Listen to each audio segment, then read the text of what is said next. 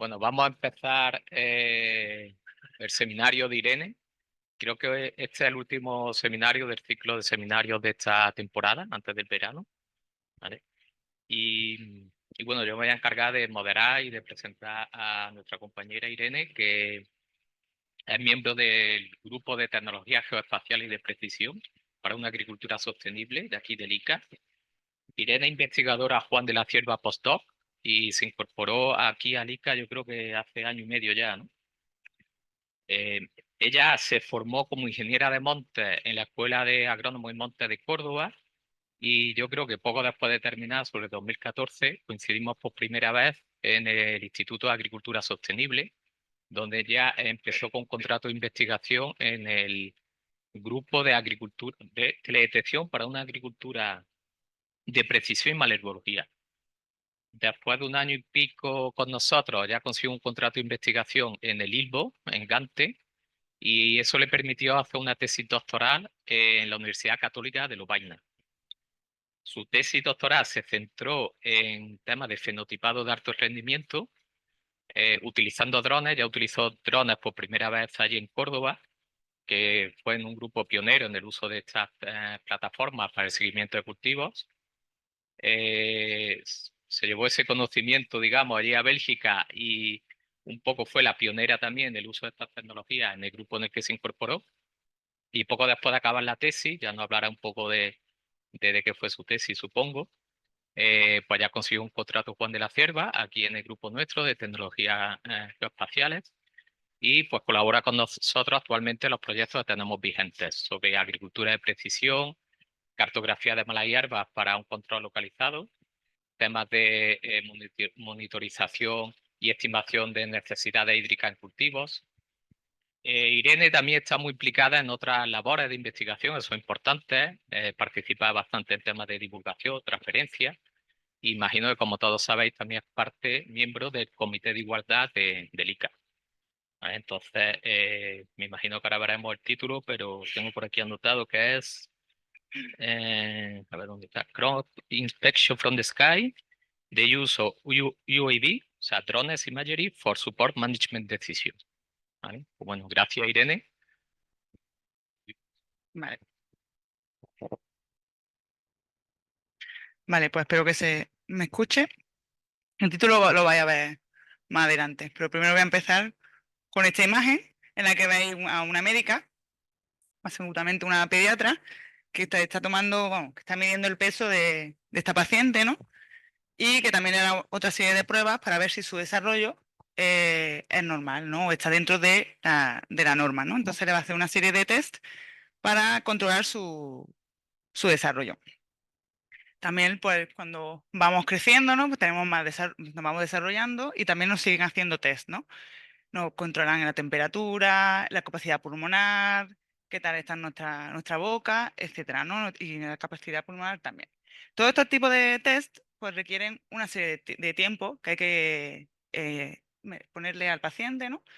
Que se va complicando cuando tenemos una lista de pacientes, ¿no? Y cuando están ahí esperando para todo este tipo de pruebas y ver si está todo en orden. Entonces ya empezamos a buscar pues test más rápidos o combinamos test o vamos reduciendo a lo mejor la prueba a qué prueba es la más crucial en esa época o en esa fase de desarrollo, ¿no? Pues algo similar pasa con las plantas. Si empezamos un programa de mejora genética, empezamos con nuestras plantas individuales, que serán los futuros padres de las siguientes generaciones, y con mucho mimo, pues les prestamos atención, ¿no? Aquí es una planta individual, le toman imágenes con distinta orientación e incluso distintos ángulos. También se le puede pesar y ver cómo va su desarrollo.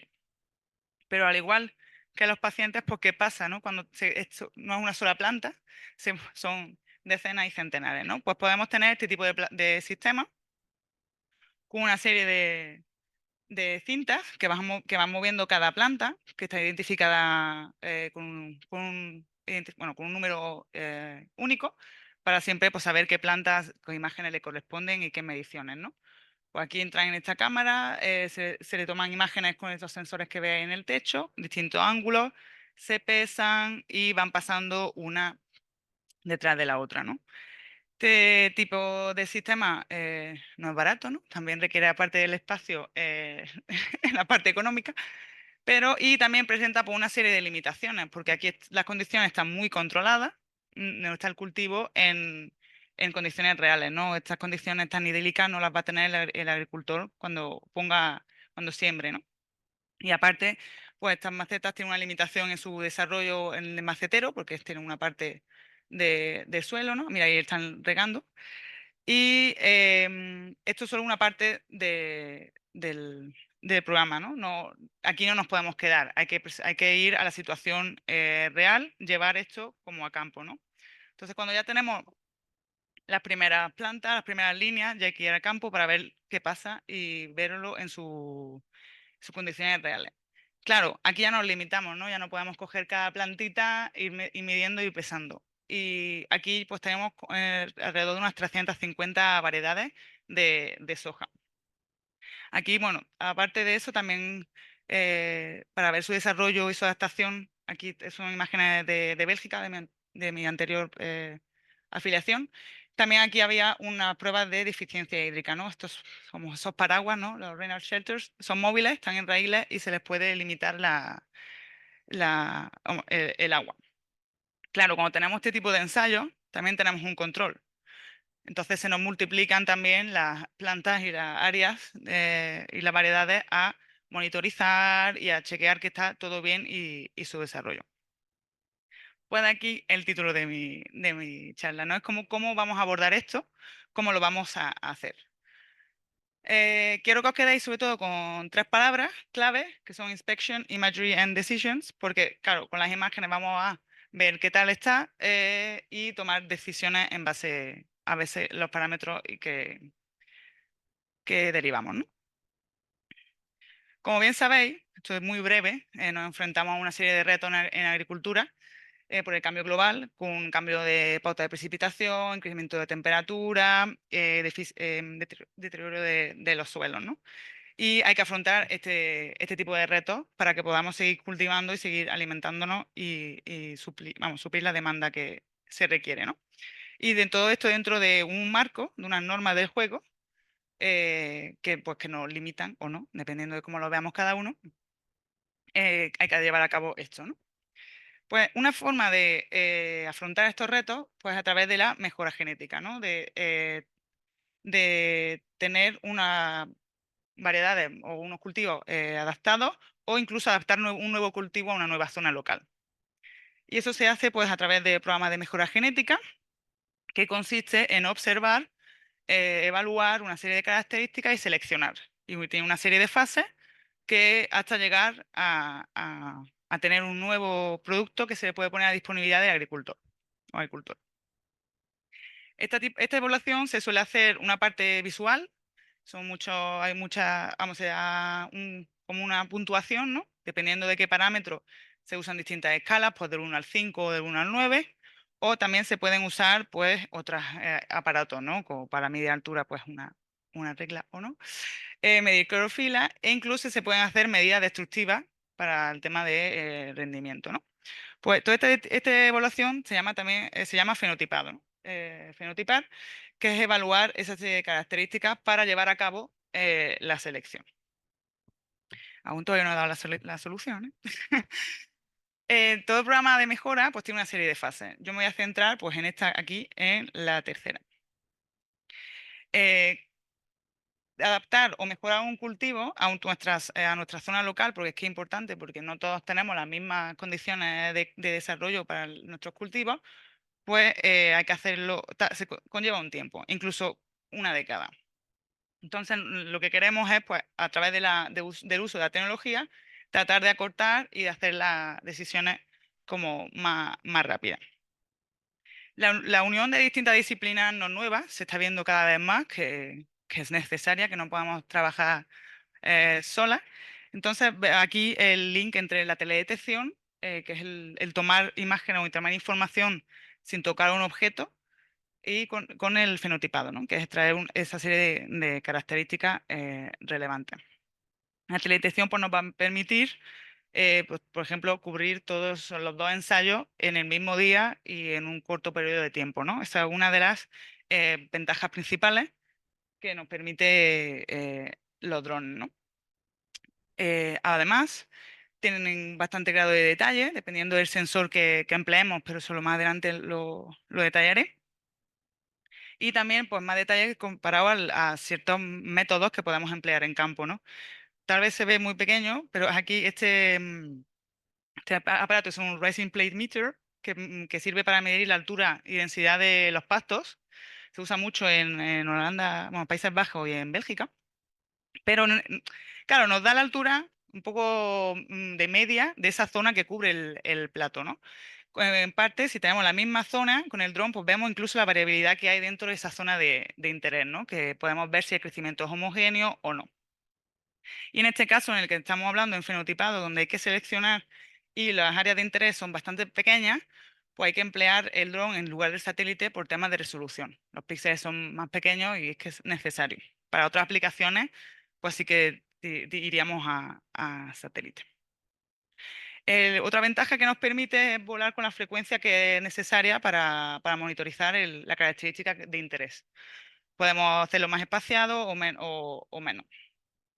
Y una parte también importante es el tema de la resolución espectral, que dependiendo de la cámara que usemos, pues tomaremos un tipo de información u otro.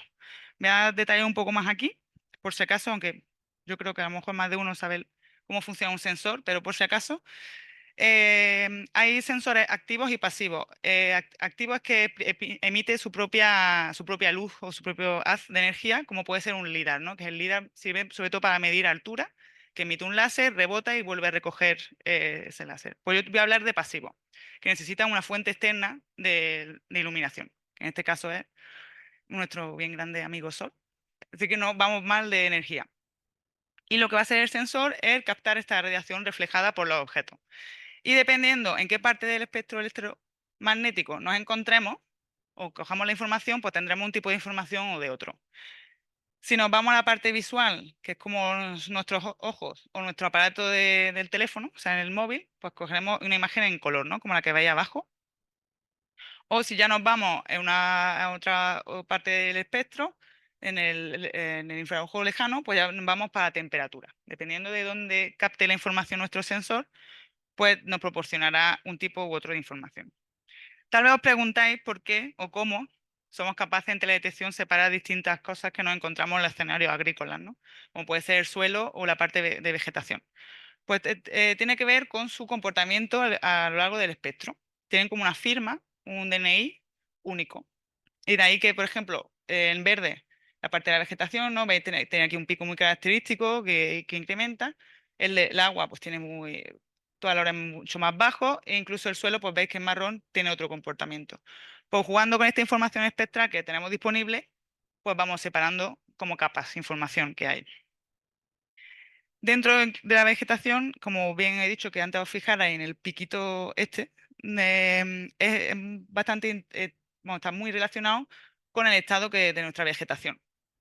Una planta o un cultivo estresado, la parte del infrarrojo pues bajará y se verá que algo está pasando, ¿no? Que vamos, qué pasa ahí, ¿no? Para ver qué hacer. En el caso del dron tenemos distintos tipos de sensores en los que podemos emplear. Ya he hablado del RGB, que es el que conocemos, estamos muy familiarizados con él, y guarda la información como en tres bloques, en tres capas, ¿no? El azul, verde y rojo. Podemos tener sensores multiespectrales que ya se va incrementando el número de bandas, el número de capas de información, y ya va cubriendo, por ejemplo, aquí el Red Edge, que ya pues, tiene que ver con los pigmentos, etcétera. Ya nos proporciona más información. O emplear una térmica, que ya nos vamos a esta parte del espectro electromagnético. Cuando elegimos el sensor, no todos los sensores son iguales ni tampoco tienen el mismo grado de detalle. También hay que jugar un poco a veces con la resolución. Abajo a la izquierda veis que con una RGB pues se ven las hojas delimitadas incluso, pero si ya nos vamos a una térmica, ya ese detalle pues se pierde y ya incluso puede haber hasta mezcla de información. Habría que cuidar eso más. Todo lo que vaya a presentar de resultados y tal se va a centrar sobre todo en el RGB. Si en algún momento hablo de otros datos, otra cámara, lo mencionaré. Si no, siempre va a ser con RGB. Como bien he dicho, pues tiene tres bandas y su combinación, pues por ejemplo, nos permite calcular un índice de vegetación que nos va a facilitar la tarea, pues como para resaltar los píxeles que corresponden a vegetación y luego los podemos utilizar incluso mejor para separar el suelo de la vegetación, por ejemplo. Al tener grado, bueno, podemos hacer a zoom y ver que se ve bastante detalle. Y como al tener un grado alto de solape entre las imágenes y la forma de volar y también la capacidad del sensor por el detalle, nos permite también generar modelos 3D, en el que se puede extraer pues, entonces la altura del cultivo, que suele ser un parámetro bastante importante, porque muy relacionado con el desarrollo y la producción, ¿no? Y así un poco clave ya, casi que para cerrar la introducción, elementos que hay que considerar a la hora de tomar datos con un dron, ¿no? Porque no lo hacemos tampoco a lo loco. La característica que vayamos a medir nos determina pues, cuántas veces vamos a volar, cuándo, en qué momento del estado fenológico, el sensor que vayamos a emplear, la altura de vuelo, etcétera, ¿no? Y entonces diseñamos un plan de vuelo. Y luego, pues que ya cuando vamos a campo, pues nos aseguramos que se cubre todo el área de interés, con bastante solape entre las imágenes, a una velocidad que nos evite tener blur, que no nos va a salir, y unos settings específicos, ¿no? Vale. También quiere decir que una característica se puede medir de distintas maneras, que no solo hay una forma de hacerlo. Aquí tenéis una review y, por ejemplo, ves que la altura del canopy, pues se puede usar una RGB, una multiespectral y también un LIDAR, ¿no? Que hay distintas formas de medir una misma característica. Bueno, pues aquí se cierra la introducción y paso al caso práctico, ¿no? Seguro que conocéis los productos que hay a la izquierda, son productos derivados de la soja.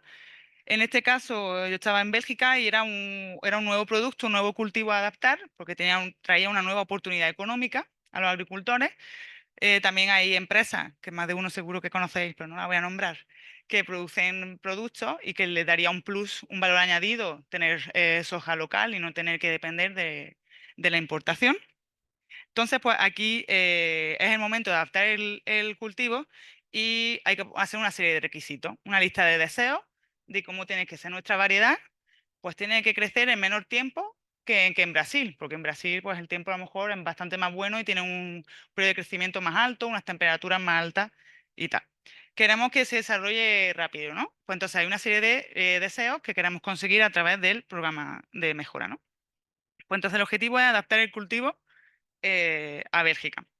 Simplemente decir que es originaria de Asia, China, y que su mayor producción está en América, ¿no? Están ahí peleándose Estados Unidos, Brasil y tal. Vale. Pues esto sería un típico ciclo de programa. Esto es un ejemplo de Estados Unidos.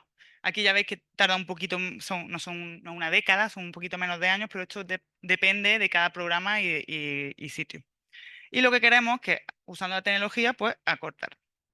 Aquí es un diagrama del programa muy sencillo, muy poco explicado, del programa de allí de Bélgica, que empezaba con plantas individuales porque tiene que desarrollar como los padres, ¿no? Las líneas parentales, y ya se iban desarrollando las distintas líneas hasta llegar a la última fase, ¿no?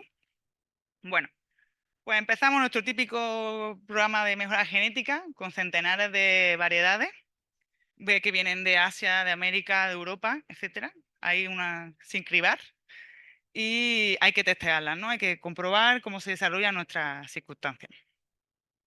Por ahí que se planteen este tipo de ensayos, que son los ensayos que habéis visto en la imagen al principio, pero visto desde arriba. Cada cuadradito azul o naranja corresponde a una zona de interés, una variedad, ¿no? Aquí había unas 364. Un tipo de diseño que algunas variedades estaban repetidas más veces que otras, pero bueno, aquí no me meto porque es del programa genético y no es lo mío. Y no, entonces tenemos el control y el de deficiencia hídrica. Entonces, bueno, como detalle, hay 13 grupos de maduración de la soja, que depende del tiempo necesario para llegar a término. Pues aquí se seleccionaron el grupo más potencial adaptado a la zona, ¿no? Y este, pues bueno, aquí ya se ve que hay distinto desarrollo a lo largo de distintos meses, ¿no?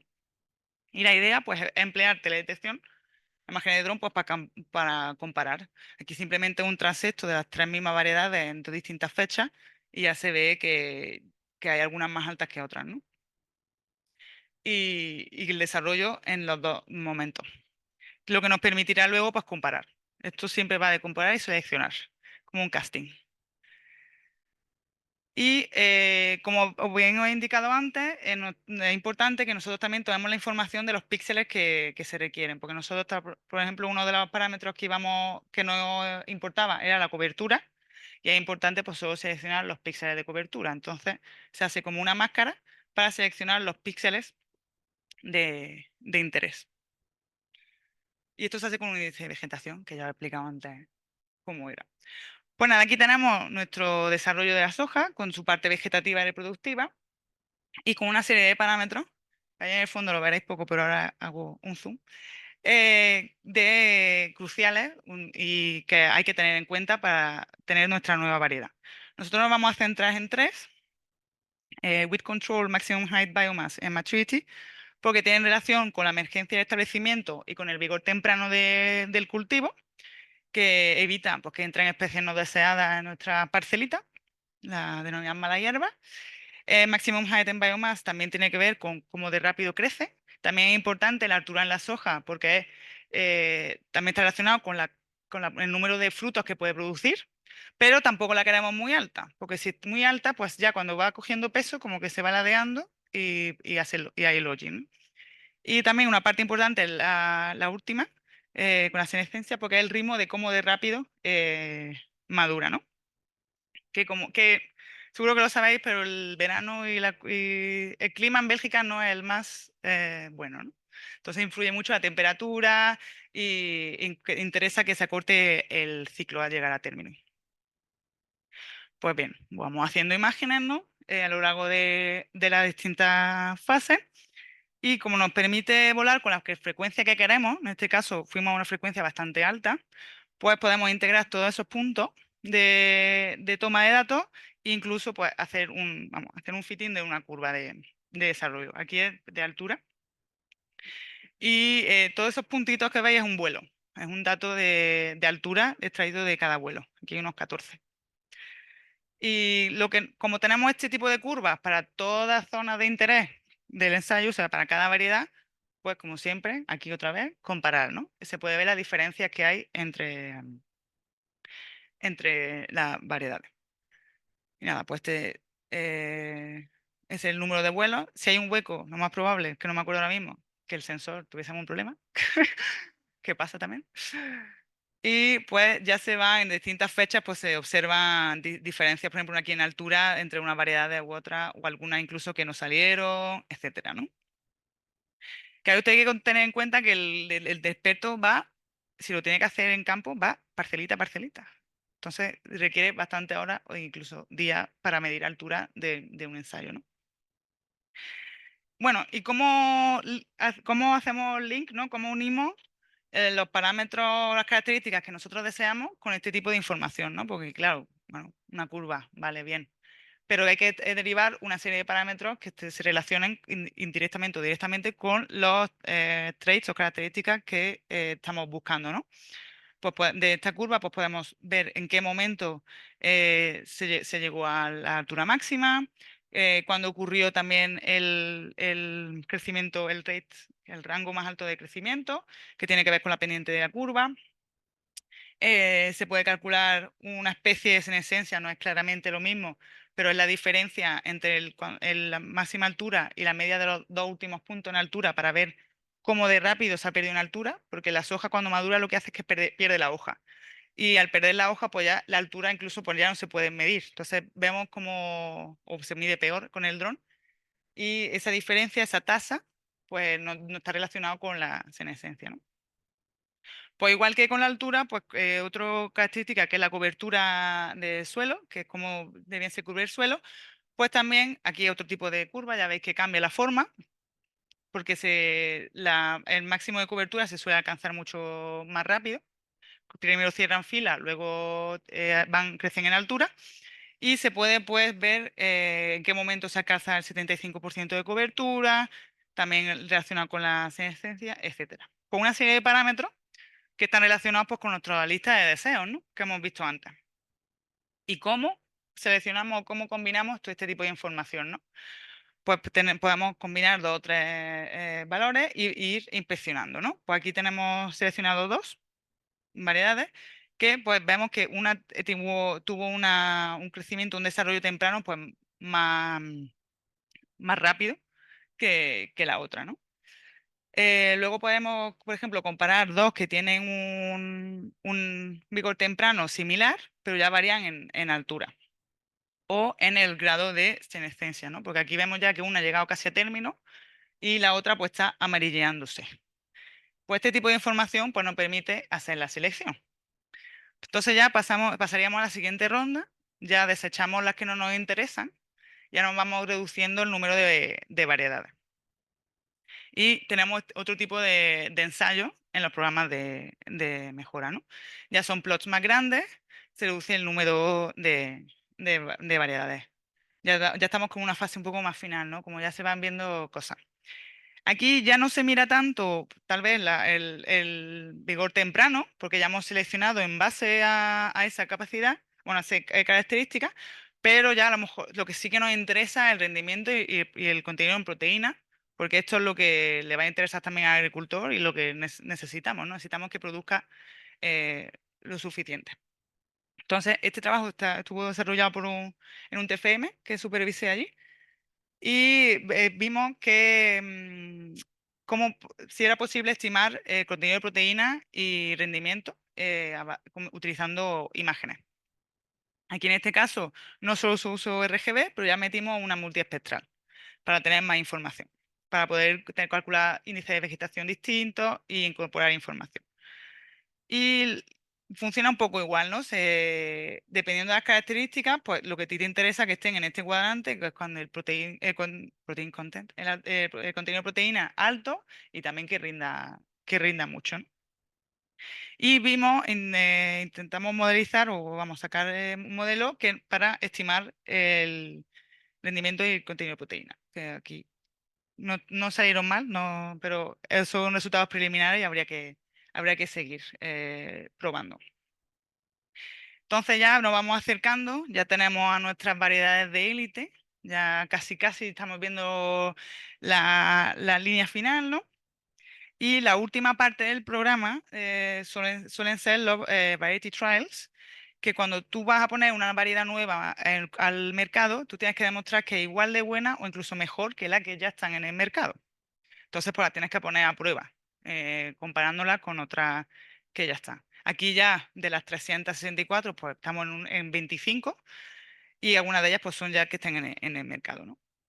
Aquí hicimos unas primeras pruebas también parte de otro TFM, que aparte de que sí, o sea, el yield es lo más importante, lo clave, también queríamos ver si podíamos estimar el live o el contenido de clorofila con imágenes. Aquí los resultados fueron peores.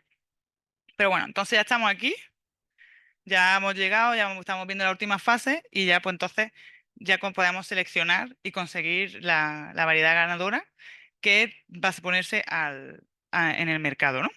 Y aquí un ejemplo, esto es de una empresa allí de Bélgica que vamos, que fue una spin-off de dos centros de investigación de allí, uno en el que yo estaba, y ya están desarrollando variedades adaptadas a Bélgica y comercializando. Y ahí soja belga, ¿no?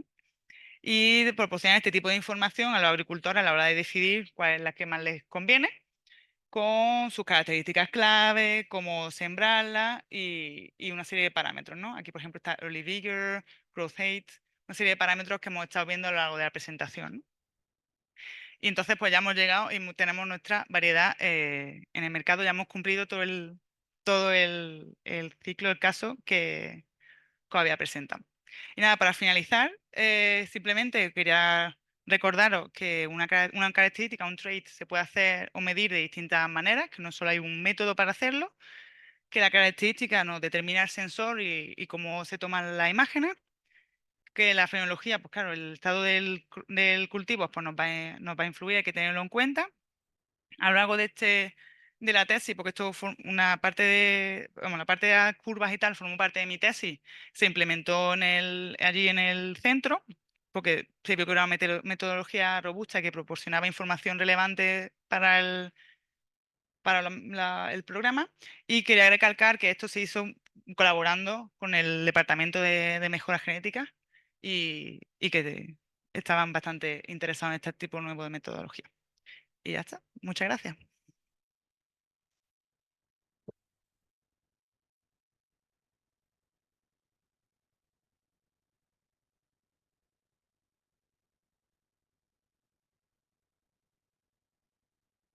Pues muy bien, muchas gracias, Irene.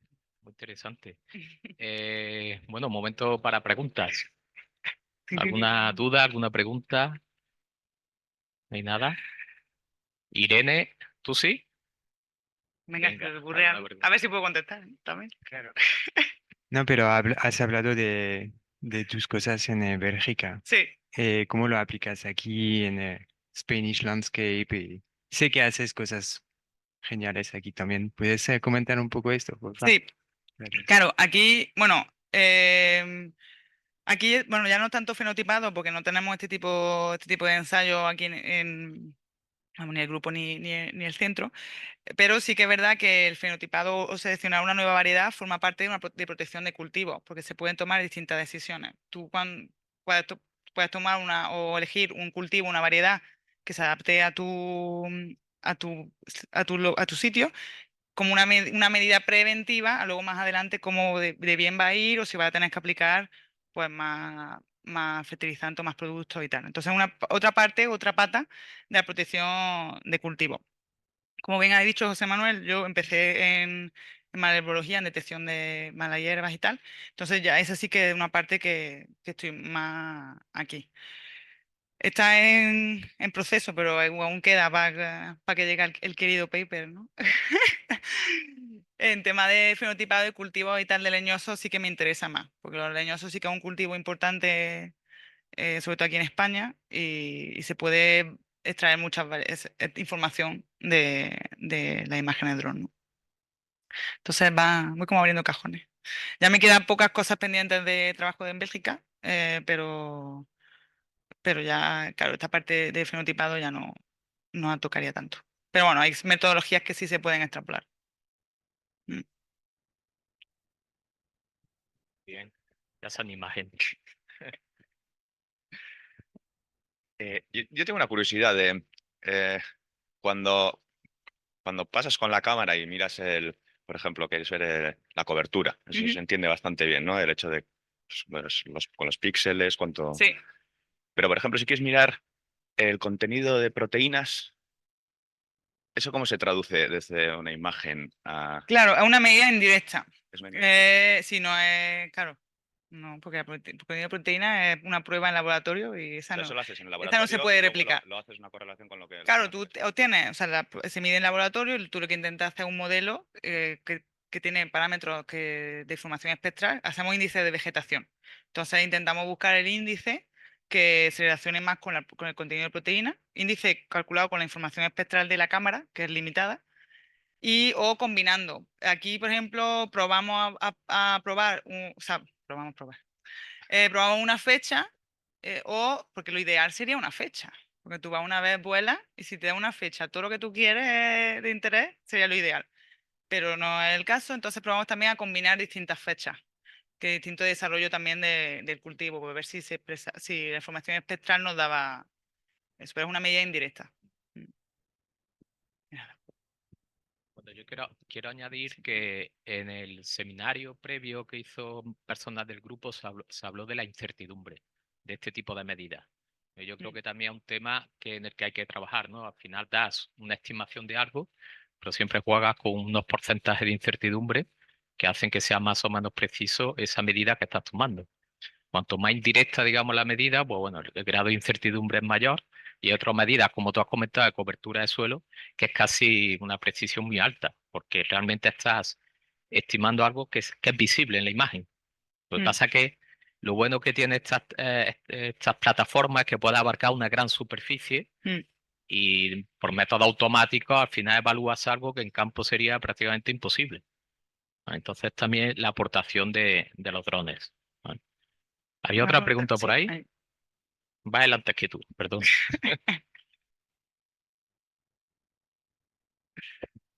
Bueno, lo primero que enhorabuena, que ha estado bastante bien. La pregunta de las proteínas sí iba a hacerla yo también porque me había quedado un poco loco. Pero bueno, como tenía otra, que es más o menos, es que no me lo imagino. ¿Cuánto podéis tardar más o menos en hacer un chequeo de las 300 primeras unidades El vuelo son en 15 vuelo? minutos.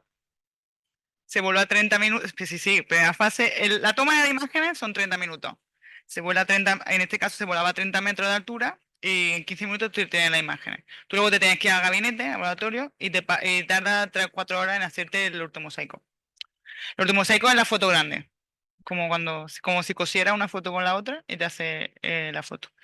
Y ya depende ya, pues, de si lo tiene automatizado o no, la extracción de datos, lo que tarde. Claro, la extracción de datos, yo usé QGIS, tenía todo automatizado. Yo le metía al aborto con las zonas de interés y ya me calculaba, me extraía el valor bastante rápido, un clic. ¿Vale? ¿Y estáis haciendo algo en campo como tal? O sea, en plantaciones de agricultores, ¿estáis también trabajando mano a mano con ellos? ¿O de momento solo estáis con el tema de Claro, Fab todo este trabajo se desarrolló dentro de un centro de investigación.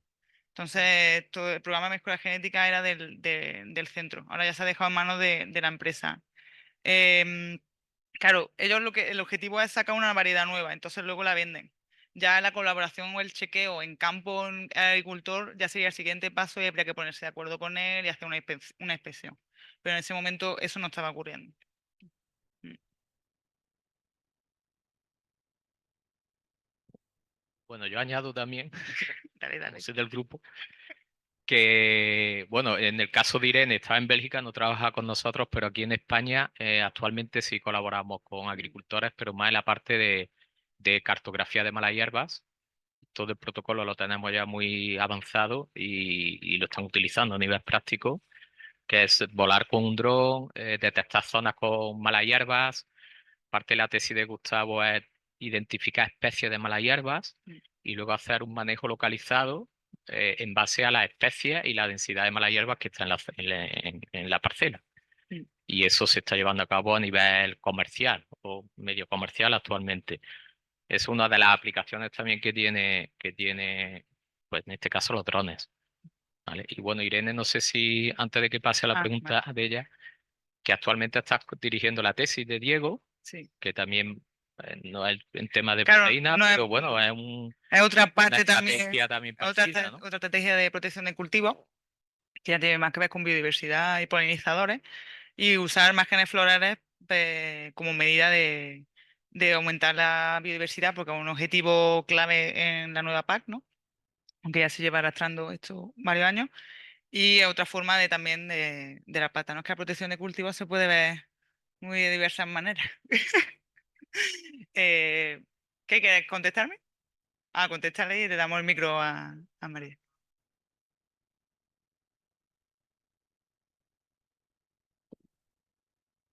Bueno, la buena o mala, la buena para el agricultor es el cultivo. Sí.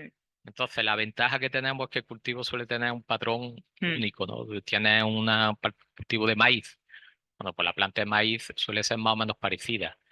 Plantas que están morfológicamente diferentes o que no están en la línea de cultivo, pues son pistas que nos ayudan a nosotros a diferenciar una especie que no es el cultivo de pues, malas hierbas, ¿no? Entre ellas, las técnicas actuales de machine learning, de aprendizaje automático, de análisis por computador y demás, lo que permite es que con estas técnicas, una vez que has etiquetado una muestra suficiente de plantas de una especie, el sistema es capaz de localizar la misma planta en una parcela grande. Y no le tiene ni Entonces, que dar para ni el que- patrón, casi, porque lo detecta. También porque jugamos con las etapas tempranas, entonces no se tapan unas a otras, se ven claramente. No tapa nada, entonces se puede diferenciar y ver el grado de detalle. Porque para esta aplicación volamos con la RGB que nos permite tener mucho detalle. Y ya no sé si María ya terminó. Yo Es que creo como es por que hay tema gente online, online, hay gente online. Bueno, me ha gustado mucho, he aprendido un montón porque no tengo ni idea del tema y ha sido muy claras, entonces esto de enhorabuena. Así que voy a hacer preguntas desde fuera de no saber. Iba a preguntar también lo de las proteínas, no somos nada originales, ¿verdad? Em, bueno, tengo varias preguntas también de lo que ahora han estado comentando. Una es si haciendo vuelos a distintas alturas conseguís distintas resoluciones y si eso de alguna manera lo estáis integrando porque os proporciona información diferente.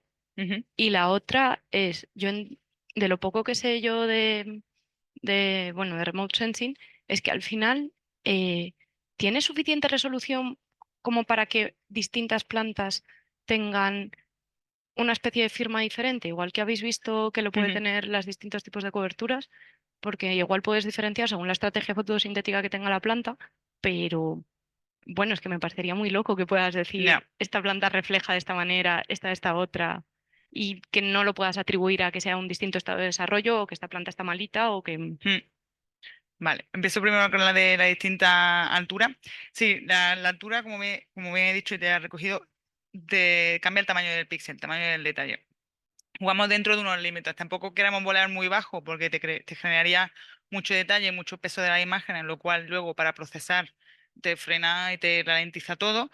Pero tampoco no podemos volar muy arriba en este caso porque ya vamos perdiendo detalle, ya se nos va mezclando píxeles y tal. Entonces, pues jugamos ahí con ese rango.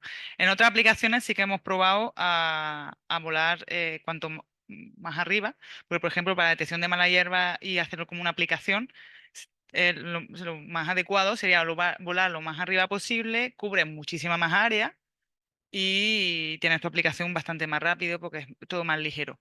Pero en este caso no, en este caso hay que buscar un balance entre eso. Aquí se vuela a 30 metros cuadrados. 30 metros de altura. Esto ya parece que... Vale.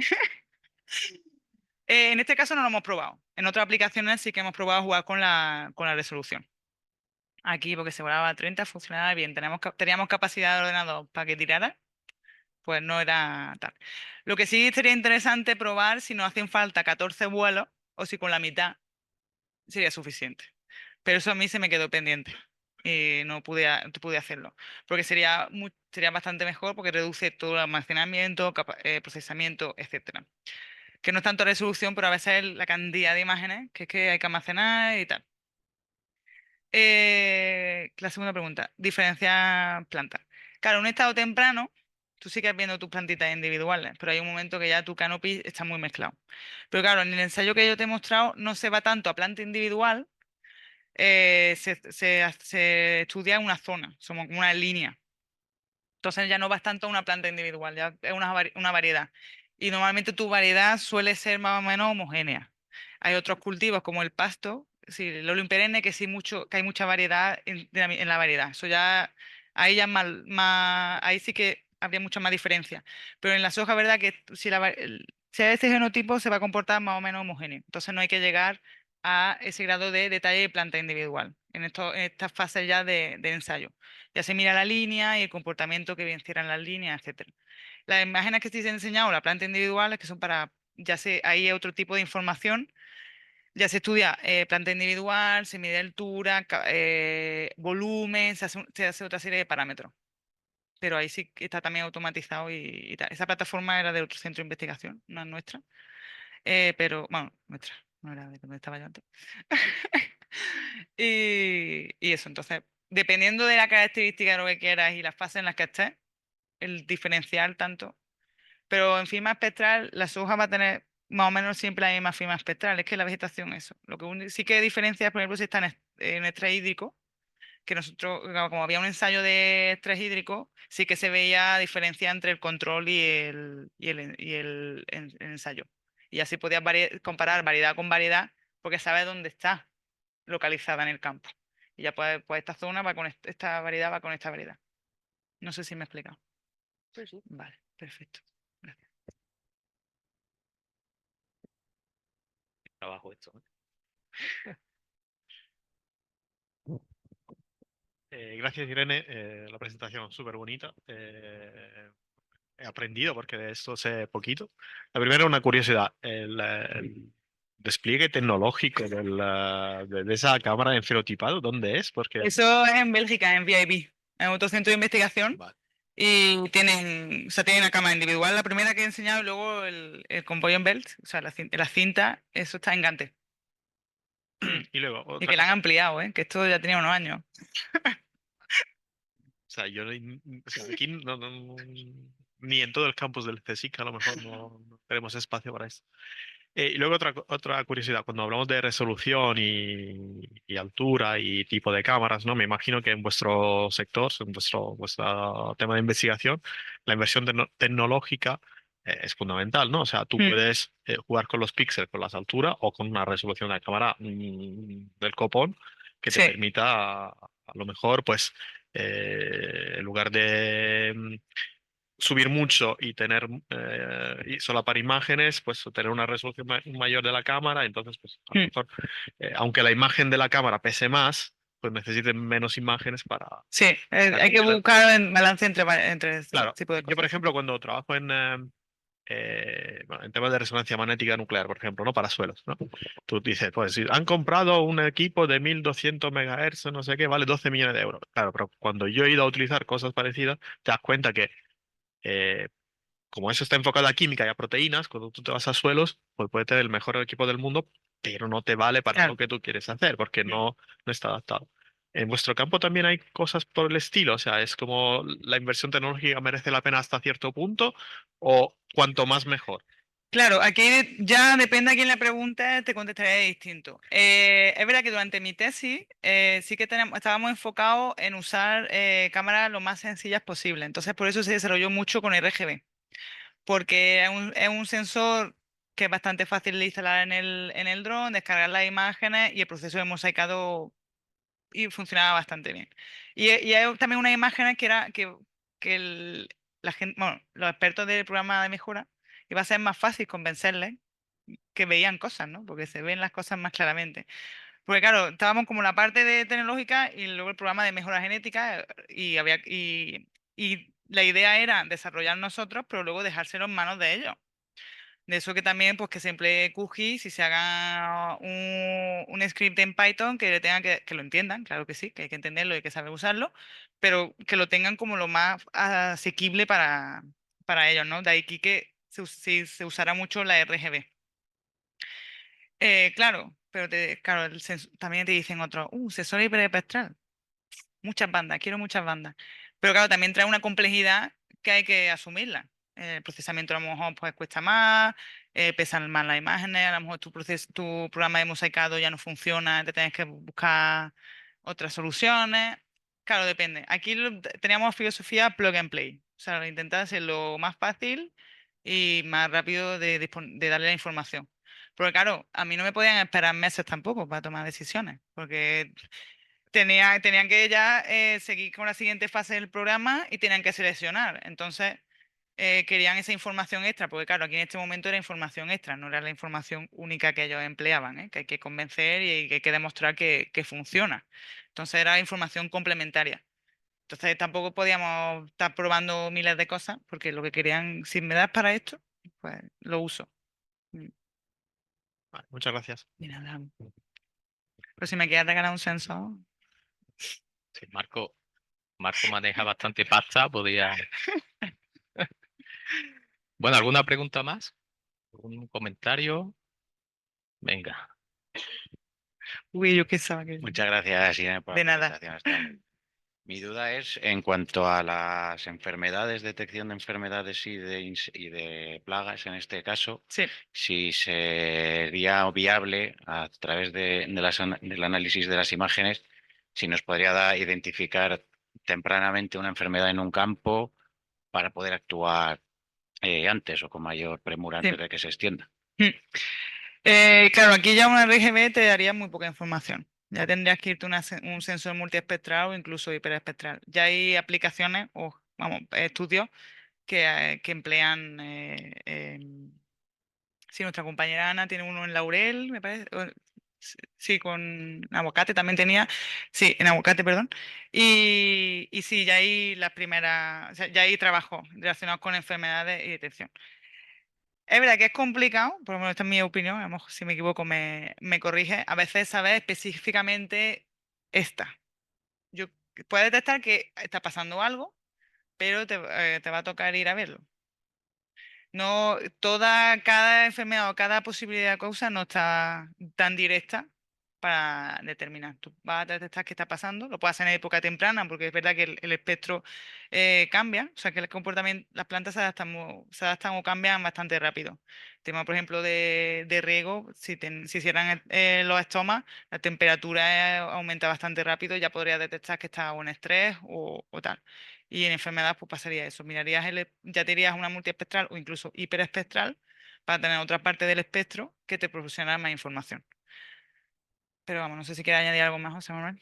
Bueno, también añadiría el térmico. O Mm, sea, lo que se trabaja con enfermedades es combinar hiperespectral. claro. Hiperespectral es una cámara que te da detalles del espectro electromagnético que refleja la planta, ¿no? En más detalle.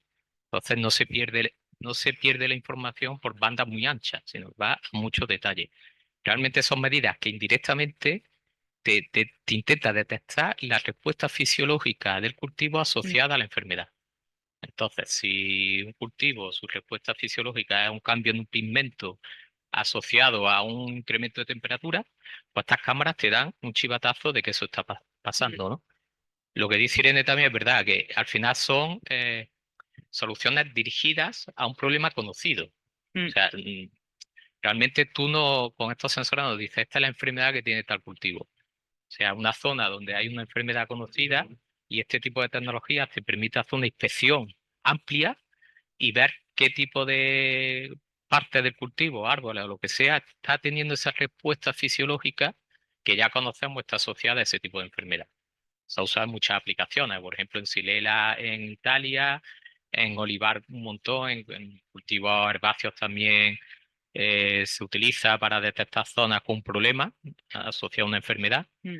Pero si tienes una mezcla de problemas, ahí ya viene, o sea, Lo complicado. mezclas de respuestas fisiológicas asociadas a distintos problemas, pues ya es un poco más complejo. ¿Vale? Sí, también nosotros teníamos un trabajo que en maíz sí que detectamos un área que estaba desarrollándose peor con una RGB porque jugamos con la altura, ¿no? Como que había claro, no tenía por qué ser enfermedad, pero vamos, es como eso, te pega como la pista, el chivatazo de que no está, no está todo bien. Mm. Venga, la última. Yo te voy a hacer una última Venga, pregunta, un si no poco tiene con de tus compromisos. La incertidumbre está en los datos que tomas, pero también en la carrera investigadora. Irene está en un momento, para mí, apasionante, que es postdoc y buscándose pues una estabilidad. Y viene de pasar por el IAS en Córdoba, más joven, luego en Bélgica, y apostó por el ICA y por España, cuando en Bélgica pues tenía una situación al menos estable Mm. en el tiempo. ¿Qué comentarías al respecto? ¿Qué tal tu experiencia después de un año y medio aquí en Me van los Madrid? retos. Me van los retos. No, la experiencia, verdad que, vamos, de la institución. Bueno, ya sabía lo que era el CSIC, lo que pasa es que se me había olvidado algunas cosas. Pero sí, es verdad que vamos, que la elección del grupo la tenía bastante clara cuando me surgió la oportunidad. Y por ahí, pues bien.